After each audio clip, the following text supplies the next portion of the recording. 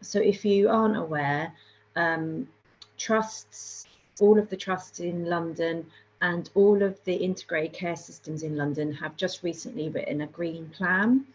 These are 3-year plans on how we'll contribute to the NHS reducing its carbon footprint to net zero by 2040, which Sharon mentioned earlier in the event. So the climate crisis is a health crisis, and thankfully we're now understanding that we can't continue to do harm as we go about our business of delivering health services. So just a couple of examples. 14% of London traffic is estimated to be contributed to the transport of the NHS, whether that's goods and services or patients. Whilst at the same time, in North East London, 76% of our inhalers that are prescribed are high carbon metered dose inhalers. So whilst we're delivering our goods and transporting our patients and staff, we're contributing to poor air quality and then also dishing out treatments that are greenhouse gases.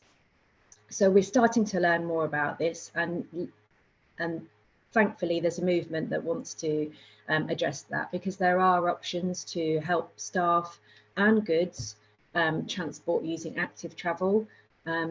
It's only just beginning, but there are hospitals that are using cargo bikes to transport around their large sites or transport in between sites, and we can only help them do more of that. Barts and Queen's Hospital are both installed Brompton bikes for staff to use, whether that's to travel during the day while they're conducting their business or to and from their site of work. And we have a responsible respiratory network of medicines optimization staff and health professionals that will be looking at better quality asthma care and low carbon interventions on inhalers.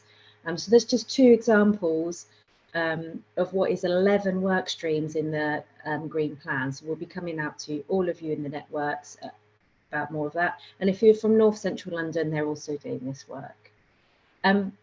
So caring for nature and the health of the people that live on the planet is, for me, a professional aim now. It is luckily my job. I mean, not luckily, because I wish we weren't doing it. I wish we didn't have this problem, but I'm privileged to have it as my job, because it also helps me cope with my climate anxiety, and feel that when the devastation does come, because it will come, I'm sad to say, and as Farah says, it's already here for many people outside of Europe, we know that we're on the right side of history and that we've done our best to try and tackle this issue and hopefully mitigate some of the problems that it will cause. But to do this, we need to inspire staff and educate patients and staff to take actions in all teams and all levels. So thanks for giving us time today to talk, and hopefully we can all help make the NHS a greener organisation.